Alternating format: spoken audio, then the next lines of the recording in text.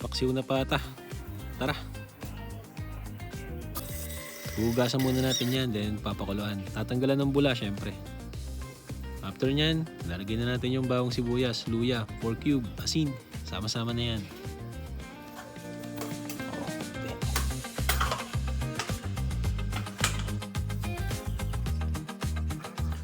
Lalagyan natin ng suka, syempre. Asukal, pangpabalance ng lasa. Laurel, pamintang buo. Yan, dinamihan ko talaga yan. Lalagyan natin ng siling green sa huli. Then, patis. Yan. Pag di ka naman nasamid sa amoy niyan.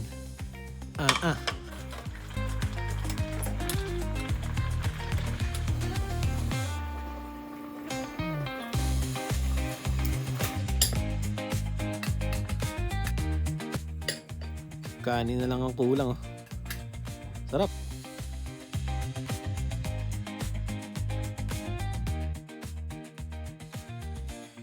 Kain tayo.